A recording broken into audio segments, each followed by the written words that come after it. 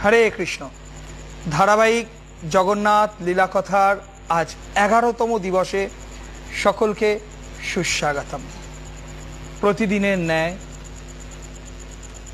এই চন্দনযাত্রা উৎসবের চলমান দিনগুলোতে আমরা জগন্নাথ কথামৃত আস্বাদন করছি।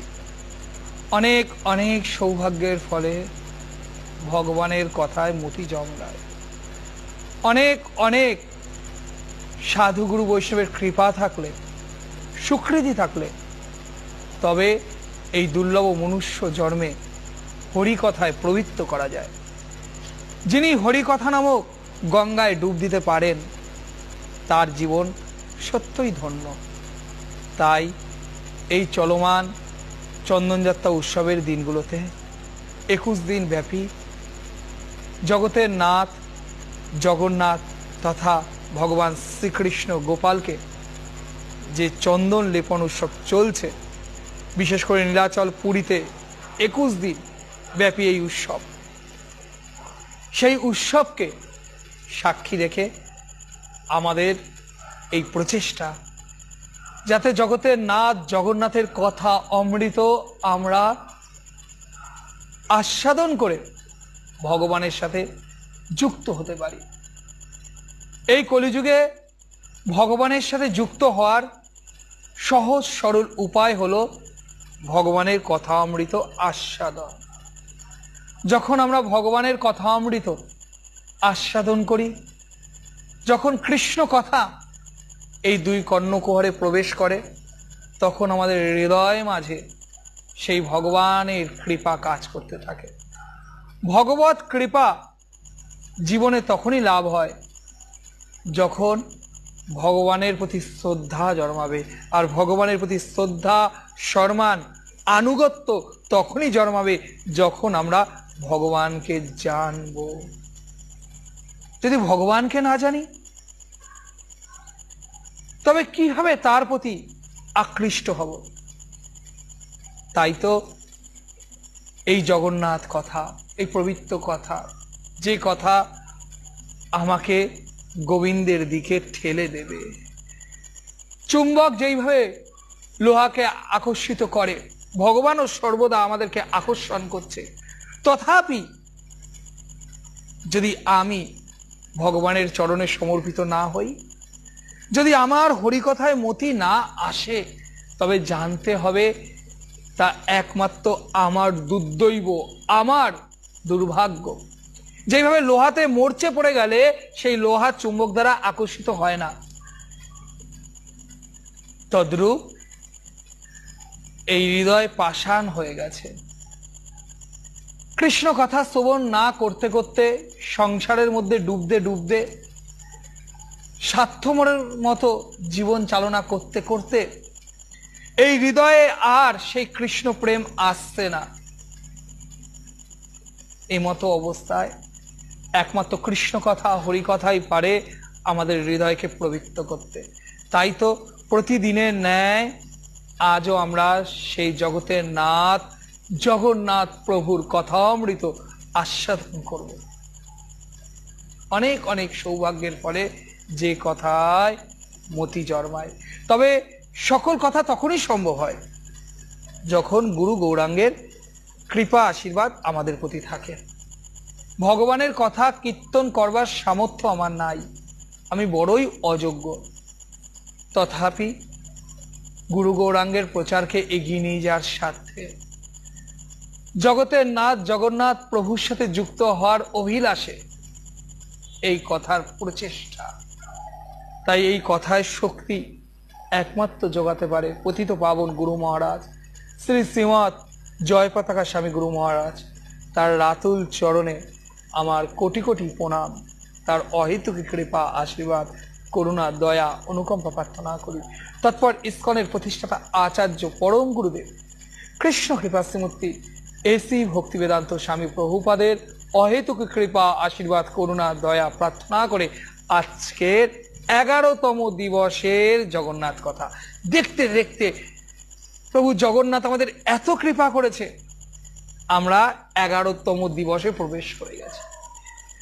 যার জীবনে একটি হরিকথা লাভ হতে পারে, তার জীবন পরিবর্তন হয়ে যেতে পারে এই হরি কথায়। আর আমাদের তো সৌভাগ্য হলো আমরা 11 দিন এই জগন্নাথের কথা অমৃতে ভেসে গেলাম, এটা অনেক অনেক কৃপা। বুঝতে হবে মা, যারা প্রতিদিন লাইভে থাকছেন আর আমি যে আপনাদের মাঝে এই কথা কীর্তন করবার সৌভাগ্য লাভ করছি, বুঝতে হবে জগন্নাথের কৃপা আমাদের প্রতি নিশ্চিতভাবে কাজ করছে। না হলে ভগবানের কথা আস্বাদন করবার সৌভাগ্য সবার হয় না। জড় মায়া, জড় বন্ধন, জড় আকর্ষণ সমস্ত কিছু আমাকে ভগবানের থেকে দূরে সরাতে চায়। একমাত্র অন্তরের প্রচেষ্টা আর ভগবানের প্রতি সমর্পণ একমাত্র এই অবস্থা থেকে আমাকে উদ্ধার করতে পারে। তাই আপনারা সেই সৌভাগ্যবান ও সৌভাগ্যবতী যারা লাইভে প্রতিদিন প্রতিনিয়ত উপস্থিত থাকছেন, আর যে সকল ভক্তবৃন্দ আজ এখানেও উপস্থিত আছেন, প্রত্যেকের অনেক সৌভাগ্য। তাই ভগবানের কথায় মতি জন্মেছে, তাই ভগবানের কথা আজ আপনাদের আকৃষ্ট করে এই কথায় নিয়ে এসেছে। এই কথা উৎসব তখনই সার্থক হয় যখন ভক্তবৃন্দের সকলের আগমন হয়। বলছে কৃষ্ণ কোথায়, কৃষ্ণ কোথায়, বৃন্দাবন কোথায়? যেখানে ভক্তগণের আগমন, যেখানে রাধা কৃষ্ণ নাম ও সংকীর্তন, সেটাই তো মধুর মধুর বৃন্দাবন। তাই আমরা এই জগন্নাথের কথা অমৃতে সাক্ষাৎ অভিন্ন বৃন্দাবনেই আমরা অবস্থান করছি। আর এই কথা কোথায় হচ্ছে?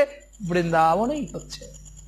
আপনাদের মতো ভক্তদের উপস্থিতি নিশ্চিত রূপে আজ এই হরিকথা পেজকে অভিন্ন বৃন্দাবনেই পরিণত করেছে। তা জগন্নাথের কথামৃত প্রতিদিন আমরা আস্বাদন করছি, আজও কিছু মধুর মধুর লীলা অমৃত আস্বাদন করব। যে জগন্নাথকে দর্শন করলে মনে হয় যে জগন্নাথ তো শুধু দারু ব্রহ্মরূপেই রয়েছে। জগন্নাথ কি হাঁটতে পারে? জগন্নাথ কি রত্ন সিংহাসন ত্যাগ করে আমার কাছে আসতে পারে? এক সুন্দর কথা থেকে আপনারা বুঝতে পারবেন জগন্নাথ কোথায় কোথায় যেতে পারে। একবার পরমিষ্টি বলে এক খুব ভালো দর্জি ছিল। তার হাতের কাজ যতটা ভালো, তার সৌন্দর্য ততটাই কুৎসিত। অর্থাৎ তার কোনো সৌন্দর্য নাই, পিঠে কুচ, কিন্তু তার হাতের কাজের বড় গুণ। এত সুন্দর সে সেলাই করত, তার নাম সমস্ত স্থানে ছড়িয়ে গেছে। আর এই পরমিষ্টি ছিল জগন্নাথের একান্ত ভক্ত। সর্বদা ভগবানের স্মরণে থেকে ভগবানকে হৃদয়ে ধারণ করে তিনি চলতেন। তাই আচার্যরা বলছে হাতে কাজ করো কিন্তু মুখে হরি বলো। মুখে হরি না বলতে পারো, হৃদয়ে কৃষ্ণকে রাখো। সর্বদা সর্বত্র যেন আমরা গোবিন্দকে স্মরণ করতে পারি। কখনো যেন আমার অন্তর থেকে, আমার হৃদয় থেকে, আমার চক্ষু থেকে, আমার দৃষ্টি থেকে, আমার স্পর্শ থেকে, আমার জগৎ থেকে আমার গোবিন্দ না হারিয়ে যায়। সর্বত্র যেন গোবিন্দর সাথে যুক্ত হতে পারি, এই অভিলাষ আমাদের সবার থাকা উচিত। পরমিষ্টি সেই উচ্চ মার্গের ভক্ত, তাই তিনি সর্বদা ভগবানকে স্মরণ করতেন। যে কর্ম করতেন তখনও তার গোবিন্দকে স্মরণ।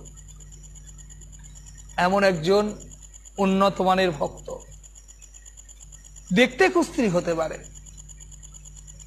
তার কি আছে? জাগতিক বাহ্যিক সৌন্দর্য কি বহন করতে পারে, কি প্রকাশ করতে পারে? হৃদয়টা যার পবিত্র, অন্তরটা যার কোমল, তিনিই তো ভগবানের প্রিয় হতে পারেন। তা পরমিষ্টি খুব ভালো দর্জির কাজ করতো তো, আর সর্বদা জগন্নাথকে স্মরণ করত। আর এই পরমিষ্টির কথা সমস্ত জগতে প্রকাশিত হয়ে পড়ে যে খুব ভালো উচ্চদরের দর্জি। আর সেই সময় মুসলিম শাসক, মুসলিম বাদশাহ দিল্লিতে শাসন করছিল। তা তিনি পরমিষ্টির কথা শ্রবণ করে নানা রকম পরমিষ্টি থেকে নানা রকম বস্ত্র বানাতো। তা বাদশাহ, দিল্লির বাদশাহ মনে অভিলাষ করলো দুটো রত্নখচিত বালিশ তৈরি করবে। আর কাকে সেই দায়িত্ব দিতে পারে? পরমিষ্টি ছাড়া আর কে সেই উত্তম ব্যক্তি হতে পারে?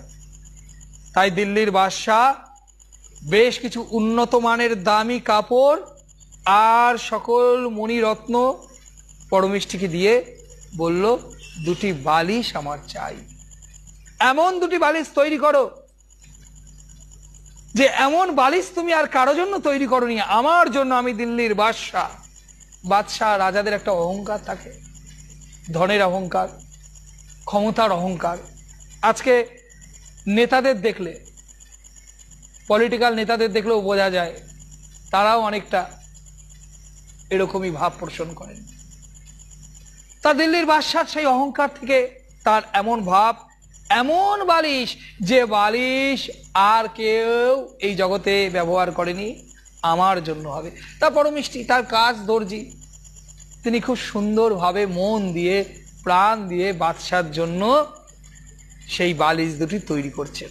রত্নখচিত বালিশ, সুন্দর কাপড়, বাদশা সেই কাপড় জুগিয়েছে তো। আর বালিশ দুটি যখন তৈরি হয়েছে, পরমষ্টি দেখছেন সত্যি সত্যি এই দুটি বালিশ এত অপূর্ব হয়েছে যে এরকম বালিশ আমি তো কখনো আর তৈরি করিনি, আমি তো কোনোদিন কাউকে দেখিও নি। তার এত উন্নত মানের বালিশ আজ বাদশা ভোগ করবে। হে জগন্নাথ প্রভু, হে জগতের নাথ, আমি যদি তোমাকে একটি বালিশ অর্পণ করতে পারতাম প্রভু। এই বালিশটি এত সুন্দর হয়েছে। আসলে ভক্ত তো সব থেকে সুন্দর বস্তুটি ভগবানকে দিতে চায়, এটা ভক্তের একটা গুণ। সাধারণ মানুষ কি করে? সব থেকে সুন্দর বস্তু কি করতে হয়? নিজে ভোগ করতে চায়। যারা আমার মতো নিকৃষ্ট, তাদের কেমন ইচ্ছা? ভালো জিনিসটি, সর্বোত্তম জিনিসটি আমি নিজে ভোগ করব, নিজে সংগ্রহ করব। আর ভক্তের ভাব এই সর্বশ্রেষ্ঠ বস্তুটি বা দ্রব্যটি, যেটি ভক্তের চোখে সর্বশ্রেষ্ঠ, তিনি কি করেন? সেটা গোবিন্দকে অর্পণ করেন। বাগানে গেলে ভক্ত দেখেন কোন ফুলটা সর্বসুন্দর, সেই ফুলটা চয়ন করে আমার গোবিন্দের চরণে সমর্পণ করে। আর ফুলটার ভাগ্য কেমন? যখন সে গাছে ছিল তখন সেটা ফুল ছিল, বা বাজারে উঠেছে তখন সবাই তাকে একটা ফুল বলে জানতো।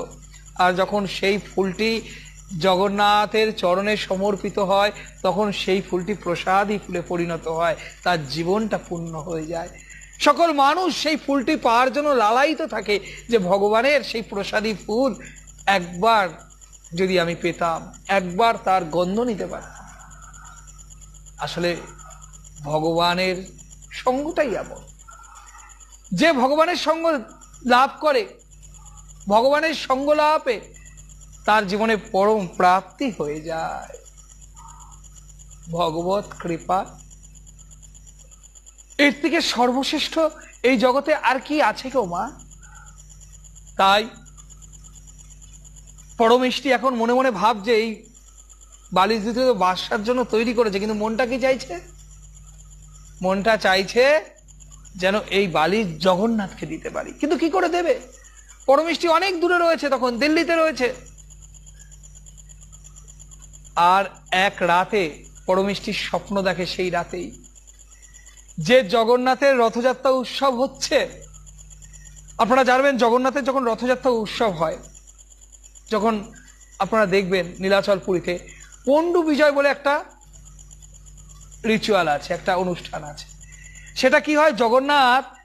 জগন্নাথকে এরকম ভাবে নয় যে জগন্নাথকে নিয়ে চলে আসলো। জগন্নাথকে কি করে ভক্তরা, আপনারা নিশ্চয়ই কারা কারা দেখেছেন পণ্ডু বিজয় উৎসব, কারা কারা দেখেছেন যারা লাইভে ভক্তবৃন্দ আছেন? জগন্নাথকে যখন রথে তোলা হয় সেই উৎসবটাকে বলা হয় এই পণ্ডু বিজয়। কি করা হয়? জগন্নাথকে দেখবেন ভক্তরা দুলাতে নিয়ে আসে। আর ভক্তরা কি করে? বালিশ বিছানো থাকে, একটা বালিশের উপর রাখে জগন্নাথকে। আবার কি করে, আবার ভক্তরা তুলে আবার পরের বালিশে রাখে। এইভাবে বালিশের পর রাখতে রাখতে জগন্নাথকে শ্রী মন্দিরের রত্ন সিংহাসন থেকে জগন্নাথকে রথে তোলা হয়। এই উৎসব, আমি জানি না আপনাদের কারো এই উৎসব দেখার সৌভাগ্য হয়েছে নাকি। ঠিক রথে যখন জগন্নাথ বলদেব সুভদ্রা মায়েরকে তোলা হয় তখন সেই উৎসবটা হয়, বালিশের উপর রাখা হয়। আর আজ সেই পরমিষ্টি নিদ্রায় গেছে আর এই স্বপ্ন দেখছে জগন্নাথের রথযাত্রার পণ্ডু বিজয় উৎসব হচ্ছে। আর যখন বালিশের মধ্যে জগন্নাথকে রাখা হচ্ছে, হঠাৎ করে জগন্নাথকে একটা বালিশে রাখা হয়েছে, বালিশটা ফেটে গেছে। আর যখন বালিশটা ফেটে গেছে, নির্দিষ্ট বালিশ ছিল, সমস্ত পাণ্ডারা যারা সেবায় ছিল তারা সবাই চঞ্চল হয়ে গেল, বালিশ কোথায় পাবো, এই বালিশ তো ফেটে গেছে, আর এই ফাটা জিনিস সেরা জিনিস এ তো জগন্নাথের সেবায় লাগবে না। ভগবান কি কখনো ফাটা ছেঁড়া পুরনো জিনিস ভগবানের সেবায় আপনারা দেন? দেন না তো। তবে নীলাচল পুরীর যারা জগন্নাথের সেবাই পাণ্ডা তারা কি করে দেবে? তারা খুব চিন্তিত হয়ে পড়লো, কি করে জগন্নাথকে বালিশ দেবো, নতুন বালিশ কোথায় পাবো? তখন পরমিষ্টি ঘুমিয়ে ঘুমিয়ে ভাবছে, হে প্রভু, আমি যদি আমার এই রত্নখচিত বালিশটা তোমাকে দিতে পারতাম তবে কতই না ভালো লাগতো। আর সত্যি সত্যি পরমিষ্টি স্বপ্ন দেখছে জগন্নাথ তার সামনে উপস্থিত হয়েছে, একটা হাত বাড়িয়ে। সেই নীলাচল পুরী থেকে জগন্নাথ দিল্লিতে হাত বাড়িয়েছে, যে হাত আমরা দেখি ছোট ছোট ছোট ছোট হাত জগন্নাথের প্রসারিত, এমন ভাবে যেন ভক্তকে আলিঙ্গন করছে। আজ পরমিষ্টি দেখছে সেই হাত প্রসারিত হয়ে আজ পরমিষ্টির কাছে এসেছে, পরমিষ্টি আমি এসেছি। আর পরমিষ্টি আনন্দে, আজ প্রভু তুমি এসেছো আমার কাছে, নাও নাও সেই রত্নখচিত বালিশ যেটা বাদশার জন্য তৈরি করেছিল, সেই বালিশটি জগন্নাথের হাতে দেয়। আর জগন্নাথ সেই বালিশটি নিয়ে চলে যায় নীলাচল পুরীতে। ওই যে বালিশটা ফেটে গেছিল, জগন্নাথ নিজেই সেই বালিশের ব্যবস্থা করে নিলেন। পাণ্ডারা তো পাচ্ছিল না বালিশ, পাণ্ডাদের তো হিসাবে ছিল না যে বালিশ ফেটে যেতে পারে। আজ প্রভু চেয়েছেন। প্রভুর লীলা বোঝা বড় কঠিন কাজ। পাণ্ডারাও বুঝতে পারেনি যে আজকে এই বালিশ ফেটে যেতে পারে, কিন্তু সত্য সত্যই জগন্নাথের ইচ্ছায়, প্রভুর ইচ্ছা ছাড়া, মনে রাখবেন গো মা, গাছের একটা পাতাও নড়ে না। জীবনে যা হচ্ছে, যা হয়েছে, যা হবে, এমনকি যা আপনার জীবনেও, যা আমার জীবনেও, মনে রাখতে হবে সবকিছুই আমার প্রভুর ইচ্ছায়। কখনো কখনো হয়তো সেটা দুঃখ রূপে নেমে আসে, কখনো কখনো হয়তো সেটা আমাদের বিশেষ সমস্যার কারণ হয়ে আসতে পারে, কিন্তু জানতে হবে সমস্যা হোক আর অনুকূল হোক, প্রতিকূল হোক, ভালো হোক খারাপ হোক, কিছু লাভ হোক আর কিছু হারাই, এই জগতে যা কিছু হয় একমাত্র একমাত্র তা আমার প্রভুর ইচ্ছাতেই হয়। প্রভুর ইচ্ছা বিনা এই জগতে কোনো কিছুই হতে পারে না। তাই আজ পণ্ডু বিজয় উৎসবে যে বালিশটা ফেটে গেছে সেটাও আমার জগন্নাথ প্রভুর ইচ্ছাতেই। আসলে প্রভুর তো ইচ্ছা হয়েছিল, আজ তার ভক্ত পরমিষ্টি অন্তর থেকে, হৃদয় থেকে যে প্রার্থনা করেছিল, ভক্তের প্রার্থনায় ভগবান চঞ্চল হয়ে যান। পরমিষ্টির যে প্রার্থনা ছিল, প্রভু এই বালিশ যদি তোমাকে দিতে পারতাম, মুসলিম বাদশা এই বালিশ ভোগ করবে, কিন্তু এ তো সর্বোত্তম, এ তো প্রভু তোমার জন্যই উপযুক্ত ছিল। যখন এই ভাব ছিল ভক্তের, আর ভগবান হলো কি ভাবগ্রাহী জনার্দন। ভগবান ভক্তের ভাব গ্রহণ করেন, তিনি ভক্তের প্রেম গ্রহণ করেন, ভক্তের আত্মী তিনি দেখেন। আজ পরমেষ্টির এই মনোভাবে, তার প্রার্থনায় ভগবান সন্তুষ্ট হয়ে এই লীলাবিলাস করলেন। তার একটি বালিশ ফেটে গেল, আর এই বালিশ জগন্নাথ নিজেই ব্যবস্থা করলেন, কোনো পাণ্ডাকে ব্যবস্থা করতে হলো না। পাণ্ডারা দেখছে এক রত্ন খচিত বালিশ সেখানে উপস্থিত, পাণ্ডারা ভাবতে থাকছে কে এই বালিশ দিল। পাণ্ডারা অবাক হয়ে যাচ্ছে, এই বালিশ কেমন ভক্ত দিল, যাই হোক, যেই দিয়েছে সে আজ আমাদের পরম উপকার করেছে। আজ এই রথযাত্রা অনুষ্ঠানে কোনো বাধা বিঘ্ন আর আসলো না। আবার সকলে জগন্নাথের সেই বালিশের মধ্যে রেখে পণ্ডু বিজয় উৎসব করল। আর পরমিষ্টি হঠাৎ করে ঘুম থেকে, নিদ্রা থেকে জেগে ভাবছে, আজ কি স্বপ্ন দেখলাম, আমি কি কোনো স্বপ্ন দেখলাম? এই ভেবে পরমিষ্টি যেই বালিশের দিকে তাকিয়ে যে দেখছেন, না স্বপ্ন না, এটা তো বাস্তব। সত্যি সত্যি সেখানে একটাই বালিশ পড়ে আছে, আরেকটা বালিশ নাই। পরমিষ্টি জয় জগন্নাথ, জয় জগন্নাথ করে পরম আনন্দ করছে। আপনারাও আজ অন্তর দিয়ে বলুন জয় জগন্নাথ। কত সৌভাগ্য আজ পরমিষ্টির। পরমিষ্টি আনন্দে নৃত্য করছে, হে প্রভু তোমার কত দয়া, তুমি জগতের প্রভু জগন্নাথ। আজ তুমি প্রমাণ করে দিলে প্রভু ভক্তের ভগবান তুমি, তোমার এই কৃপা জগন্নাথ। এইভাবে পরমিষ্টি আনন্দ নৃত্য করছে। কিন্তু পরের দিন সকালবেলা বাদশাকে বালিশ দেওয়ার কথা, যখন সকাল এসেছে তখন এবার পরমিষ্টির মাথায়, এইবার বাদশাকে কি বলবে, এইবার বাদশাকে কি বলবে, কি বলার আছে বাদশাকে? বাদশা তো রেগে যাবে। যাই হোক, আমি আমার জগন্নাথকে দিয়েছি, আমার যাই হোক এটাই আনন্দ। আর বাদশাকে বালিশ দেওয়ার সময় এসেছে। পরমিষ্টি তখন একটা বালিশ পাঠিয়েছে বাদশার কাছে।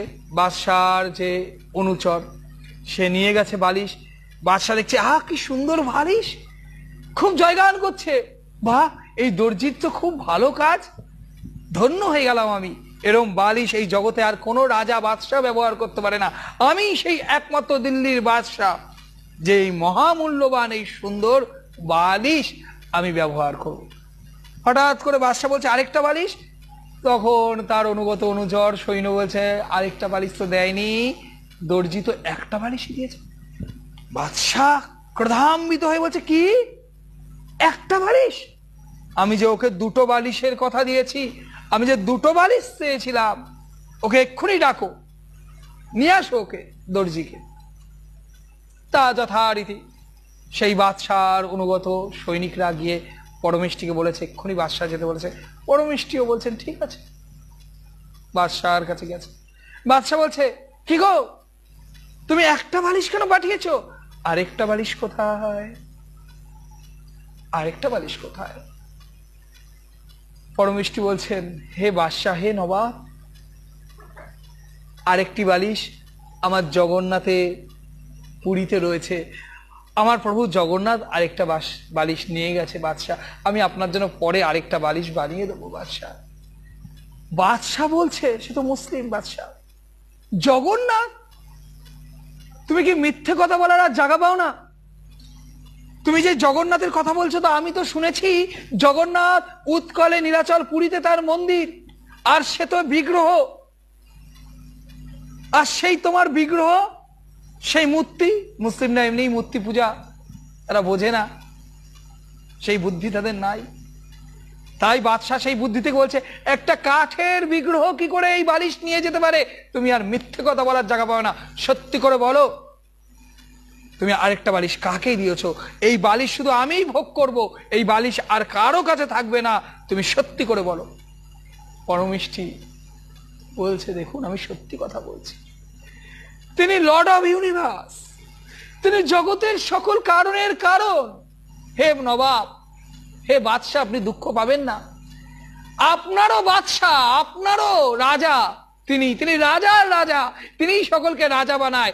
আজ আপনি যে নবাব হয়েছেন, আপনাকে নবাব তিনিই বানিয়েছেন, তার ইচ্ছা ছাড়া কিছু হয় না। সেই জগন্নাথ সত্যি সত্যি আমার কাছে এসেছিল, আর নীলাচল পুরী থেকে তিনি তার হস্ত প্রসারিত করে আমার নিজের হাত থেকে তিনি সেই বালিশ নিয়ে গেছে, এখানে কোনো মিথ্যে কথা নাই, আপনি দুঃখ পাবেন না নবাব, তিনি রাজার রাজা, সকল কারণের কারণ। আর এই কথা শুনে সেই নাস্তিক, সেই মুসলিম নবাবের তো মাথা আরো গরম হয়ে গেছে। কি এত বড় সাহস, দেখি তোমার রাজার রাজা, যে নাকি আমাকে নবাব বানিয়েছে, তার কত শক্তি, তোমাকে বাঁচাক, আমি তোমাকে মৃত্যুদণ্ড দেব। সৈনিক, এই বলে সৈনিকদের ডেকে বলছে, একে এক্ষুনি কারারুদ্ধ করো, অন্ধ কারারুদ্ধের শেকল দিয়ে বেঁধে রাখো, তাকে কারারুদ্ধ করো, যাও দেখি ওর জগন্নাথ, ওর রাজার রাজা কি করে বাঁচায়। এই ভাব নিয়ে পরমিষ্টি কিছুই বললেন না, শুধু জগন্নাথের স্মরণে চলে গেলেন। প্রভু প্রভু এই তোমার ইচ্ছা, ঠিক আছে প্রভু, আমার জীবন চলে যাক, কিন্তু আমার জীবন ধন্য প্রভু, তুমি তো কৃপা করে তোমার এই হাত দিয়ে আমার কাছ থেকে বালিশ নিয়ে গেছো প্রভু, তুমি তো রক্ষাকর্তা, আমি তো সত্য কথাই বলেছি, তুমি রাজার রাজা, তুমি সব পারো প্রভু, তুমি আমাকে রক্ষা করো। এই বলে পরমিষ্টি কিছু না বলে, আর কি বললেই বা শুনবে কি, নবাব হয়তো সেখানেই তাকে হত্যা করে দিত। আর নবাবের সৈন্যরা সেই পরমিষ্টিকে নিয়ে গেল কোথায়, সেই অন্ধ কারাগারে শেকল দিয়ে বেঁধে রাখলো। আর পরমিষ্টি ওখানে শুধু জয় জগন্নাথ, জয় জগন্নাথ। ধরুন কারো যদি মৃত্যু সামনে চলে আসে, আর কেউ যদি ভগবত ভক্ত হয়, তার ভগবানের নাম ছাড়া আর কি আসে। তাই আচার্যরা বলে, সাধন করো ভজন করো, মরতে জানলে হয়। তাই ভগবানকে যদি সর্বদা স্মরণ করতে পারি, তাহলে মৃত্যুর সময়ও ভগবানই আসবে, ভগবানের নামটাই আসবে। তাই বলছে সর্বদা সাধিতে সাধিতে এভাবে প্রেমাঙ্কুর হবে, সাধ্য সাধন তত্ত্ব জানিবে সে তবে। এটাই সাধন, এটাই ভজন, ভগবানের কথা শোনা, ভগবানের নাম করা, ভগবানকে স্মরণ করা। এটা করলে অন্তিম মুহূর্তেও ভগবান বিস্মৃতি হবে না। আজ পরমিষ্টি মৃত্যু মুখে পতিত হচ্ছে, কিন্তু জগন্নাথকে ভুলে যায়নি, জগন্নাথকে প্রার্থনা করছে, প্রভু তুমি তো সকলের রক্ষাকর্তা, তুমি তো প্রহ্লাদকে রক্ষা করেছিলে, তুমি তো দ্রৌপদীকে বস্ত্র দান করেছিলে, তুমি সকলকে রক্ষা করো, তাহলে এই অধম পরমিষ্টিকে তুমি রক্ষা করবে না প্রভু?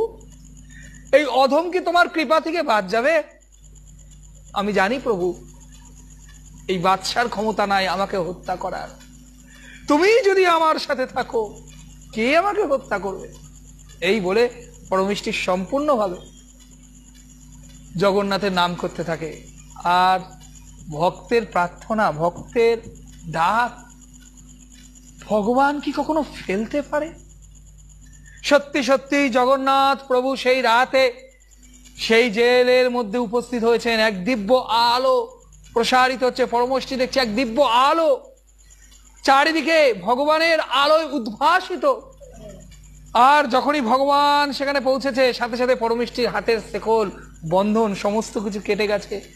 জগন্নাথ পরমিষ্টির শরীরে হাত দেওয়ার সাথে সাথে তার যে বিভৎস শরীর ছিল, তার যে কুচ ছিল, সেই কুচ উধাও হয়ে গেছে। সে এখন এক সুন্দর দেহ, এক সুন্দর পুরুষে পরিণত হয়েছে, ঠিক যেইভাবে কুব্জাকে উদ্ধার করেছিল। আপনারা জানেন সেই কুব্জা উদ্ধার লীলা।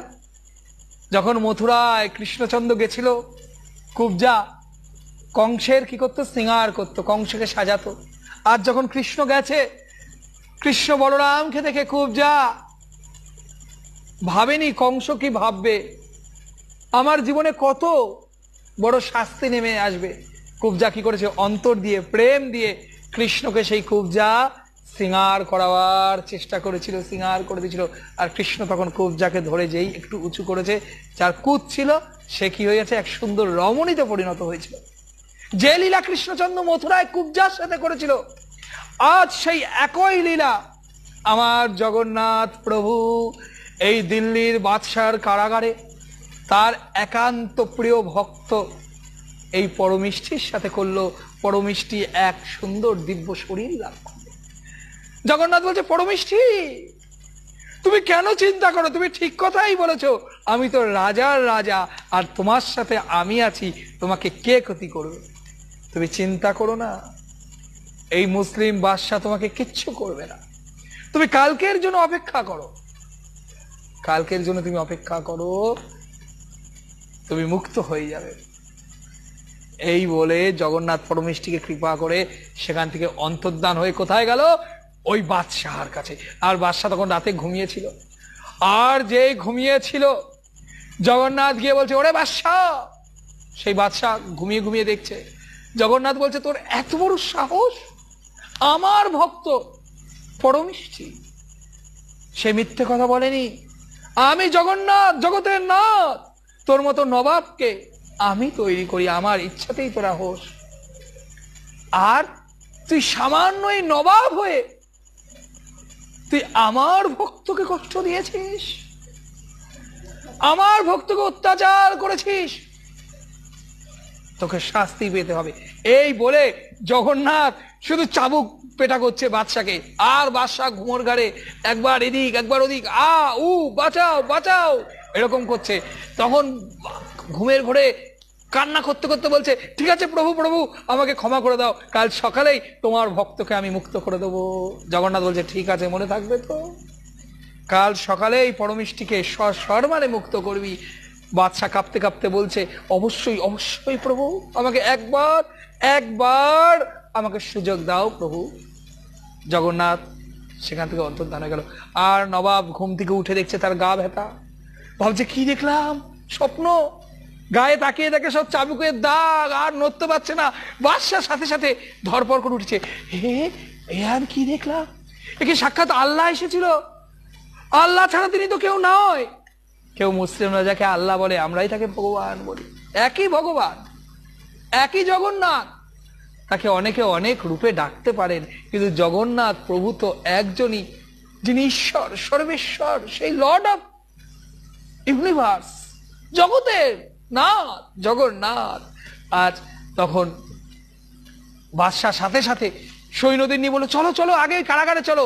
কারাগারে গেল, কারাগারের দরজা খুলে দেখছে পরমিষ্টি আগে কেমন কুস্তির ছিল, এখন কত সুন্দর দেহ পেয়েছে। বাদশা তো সবই বুঝতে পেরেছে, দেখছে পরমিষ্টির কুজ নেই। সৈন্যরা দেখছে যে শেকল বেঁধে রেখেছিলাম সেই শেকল খোলা কি করে হলো, কেউ বুঝতে পারছে না। কিন্তু বাদশা, সে তো রাতের ঘটনার সাক্ষী, সে সব বুঝতে পেরেছে। সে সব বুঝতে পড়ে পরমেষ্টির চরণে গিয়ে লুটিয়ে পড়েছে। সমস্ত সৈন্যরা দেখছে, হলো কি, আমাদের নবাব বাদশা এই সামান্য এক ব্যক্তি দর্জি তার চরণে লুটিয়ে পড়েছে। চরণে লুটিয়ে পড়ে বাদশা বারবার ক্ষমা ভিক্ষা করছে, আমাকে ক্ষমা করো, তুমি পরম ভক্ত, তুমি আল্লাহর প্রিয়জন।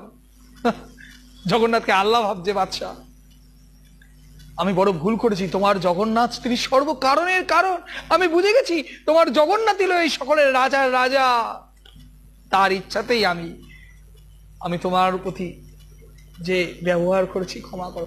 পরমেষ্টি তাকে ক্ষমা করে দিয়েছে। তখন বাদশাহ তার যে সব থেকে প্রিয় হাতি ছিল, সেই হাতিকে সৈন্য দিয়ে আনিছে, হাতির পিঠে পরমেষ্টিকে বসিয়েছে, বসিয়ে সমস্ত দিল্লি, এটা একদম বাস্তব ঘটনা, এগুলো ইতিহাসের সাক্ষী, অনেক কিছু সত্য ঘটনা সময়ের সাথে সাথে মনে হয় যেন এটা ইতিহাস, গল্প।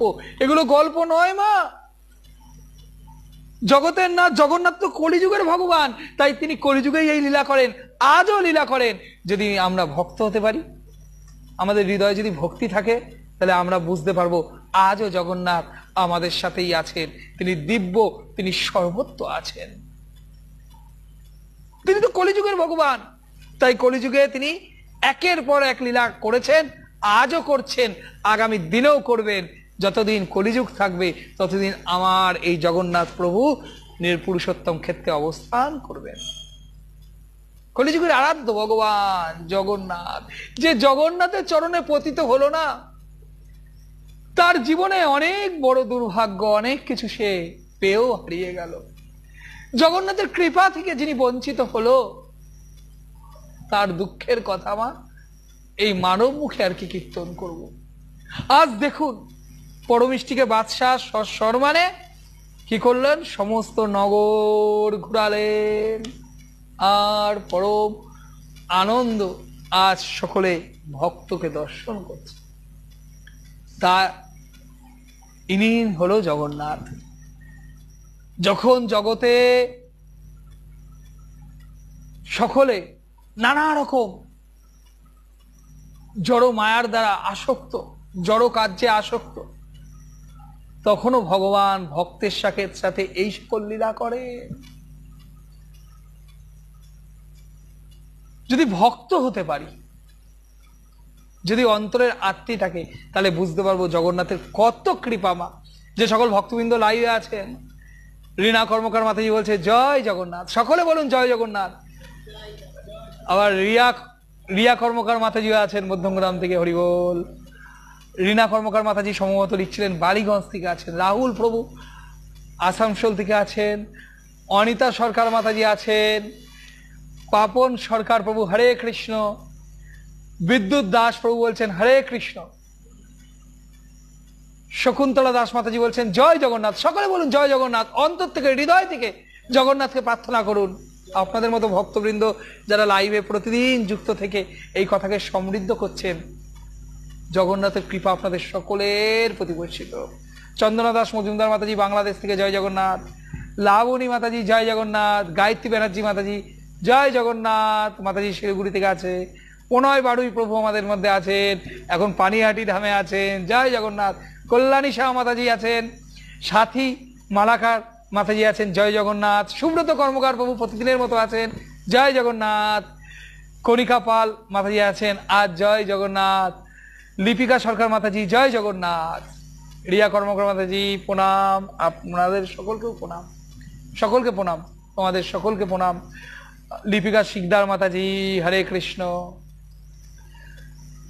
জয় জগন্নাথ, সকলে বলছেন জয় জগন্নাথ। ভক্তরা পরম প্রাপ্তি, জগন্নাথের নাম নিয়ে পরম আনন্দ।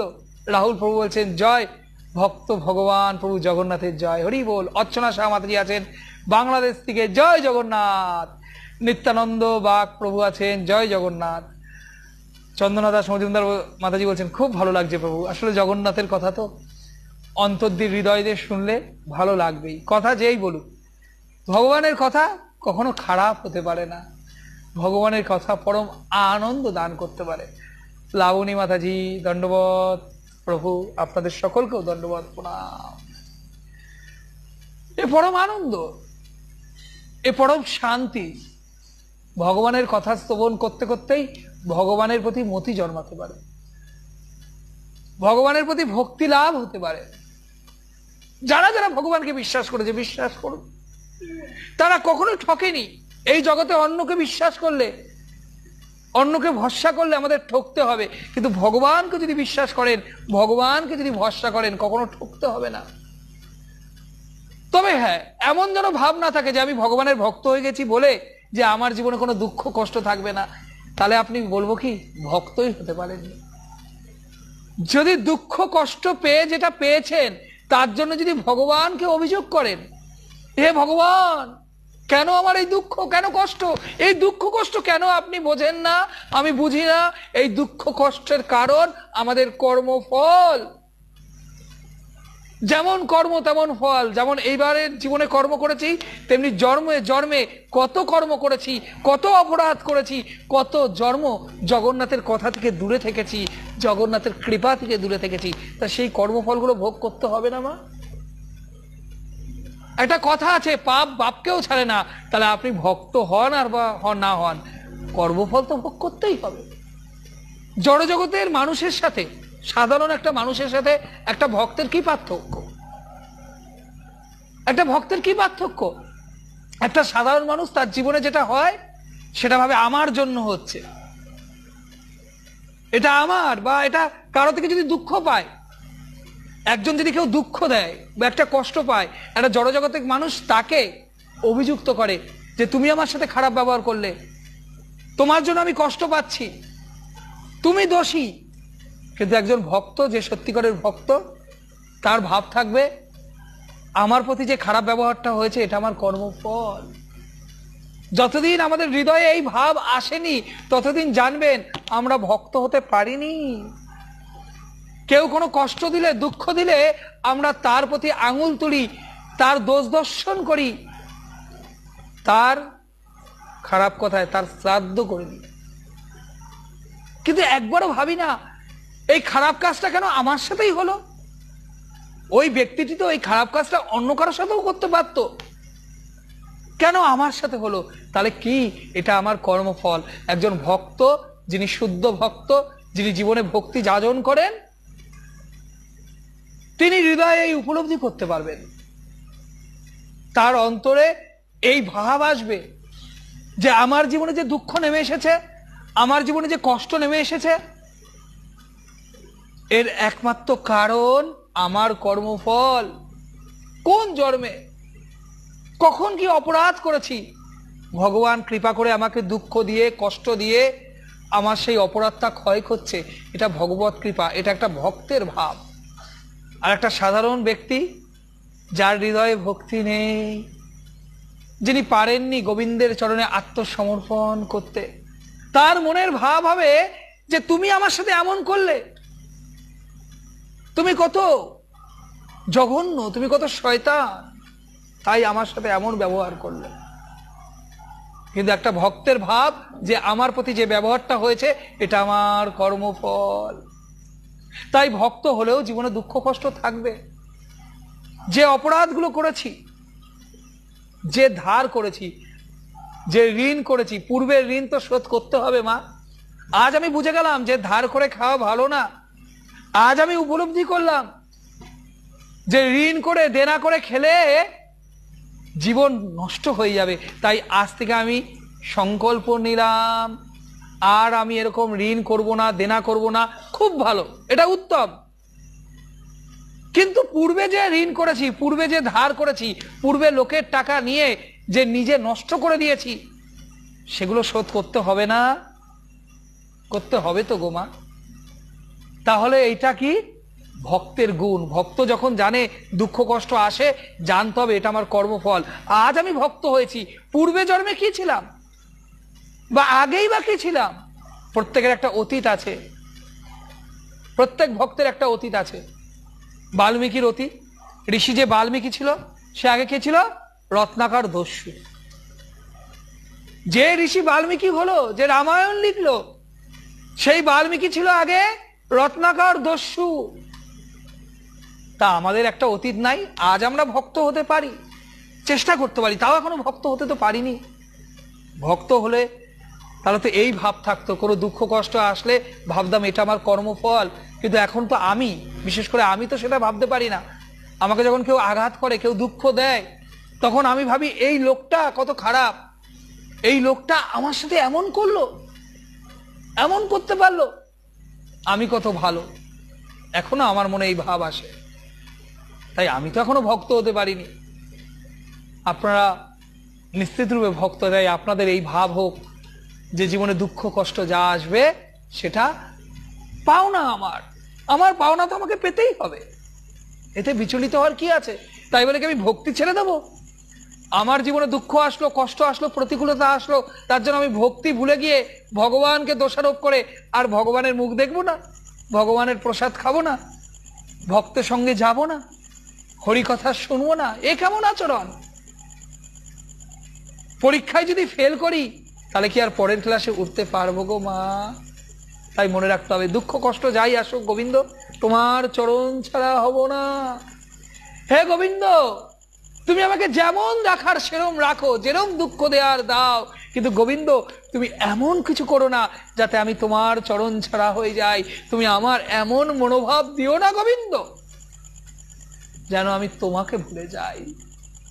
সুখে থাকি দুঃখে থাকি সদা যেন হরি বলে ডাকি। হে হরি, তোমাকে যেন কখনো না ভুলি। হে গোবিন্দ, তুমি কৃপা করো, তুমি করুণা করো, দয়া করো, তোমার চরণ তলে এই অধমকে রাখো। এই ভাব যেন থাকে।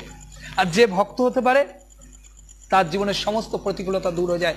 আরেকটা সুন্দর লীলা কথা শ্রবণ করে, তালিছা মহাপাত্র বলে জগন্নাথের একজন ভক্ত ছিল, তার সাথে জগন্নাথ কেমন লীলা করেছে, কেমন কৃপা করেছে, এই কথা শ্রবণ করে আজকের কথাকে আমরা বিশ্রাম দেবো। যে সকল ভক্তবৃন্দ লাইভে যুক্ত হয়ে গেছেন, কৃপাপূর্বক প্রচারের স্বার্থে যাতে এই কথা আরো বেশি লোকের কাছে পৌঁছে যেতে পারে, তার জন্য আপনার কৃপাপূর্বক এই লাইভটি শেয়ার করে দেবেন, আপনাদের টাইম লাইনে শেয়ার করে দেবেন। আপনারা যে সকল গ্রুপে যুক্ত আছেন, অনেকেই অনেক গ্রুপে যুক্ত থাকেন, দেখবেন ফেসবুকে অনেক গ্রুপে যুক্ত আছেন, কৃপাপূর্বক বেশি কিছু করতে হবে না গো মা, দেখবেন শেয়ার অপশন আছে, একটু শেয়ার করে দেবেন যাতে আরো ভক্তবৃন্দ এই জগন্নাথ কথার এই গঙ্গাতে ডুব দিতে পারে, তাদেরও যেন সৌভাগ্য হয় জগন্নাথের কথা অমৃত জেনে জগন্নাথের সাথে যুক্ত হওয়ার। তার জন্য কৃপাপূর্বক এটাই আপনাদের কাছে প্রার্থনা, এটাই, যদি কথার কোনো দক্ষিণা থাকে আপনাদের কাছে এই দক্ষিণাই যে আপনারা বেশি বেশি করে শেয়ার করুন, আরো কৃষ্ণ কথা প্রচার করুন। মহাপ্রভুর নির্দেশ, মহাপ্রভু আমাদের এই শিক্ষা দিয়েছে যারে দেখো তারে কহো কৃষ্ণ উপদেশ, আমার আজ্ঞায় গুরু হয়ে তার এই দেশ। তাই আপনারা যারা আপনাদের সাথে যুক্ত আছে, আপনাদের টাইম লাইনে আপনাদের অনেক ফেসবুক ফ্রেন্ড আছে, আপনারা যদি আপনাদের ভিডিওটা, এই লাইভটি যদি আপনাদের টাইম লাইনে শেয়ার করে দেন, তাহলে কোনো ব্যক্তি হয়তো অনিচ্ছা সত্ত্বেও কোনো একজন, আপনারা হয়তো 100 বন্ধু আছে, 1000 বন্ধু আছে, তার মধ্যে একজনও যদি এই লাইভটা আবার দেখে, একটু জগন্নাথের প্রতি তাদের প্রেম জন্মায়, এটাই হবে সফলতা, এটাই হবে আমাদের লাইভের সফলতা। এই যে আমরা এই যে লাইভে এসেছি, এমন নয় নিজের প্রচারের জন্য, নিজের মুখ দেখাবার জন্য এখানে বসেছি। উদ্দেশ্য যদি একটাই থাকে, আপনারা মনে রাখবেন, সেই উদ্দেশ্য যেন সৎ উদ্দেশ্য থাকে, জগন্নাথের কথা, জগন্নাথের প্রচার যেন হয়। মহাপ্রভু বলেছিলেন, পৃথিবীতে আছে যত নগরাদি গ্রাম, সর্বত্র প্রচারিত হোক মোর নাম। তাই সেই মহাপ্রভুর অভিলাষকে পুষ্ট করবার জন্য আমাদের পরম গুরুদেব শ্রীল প্রভুপাদ যে প্রচার কার্য করেছেন, সেই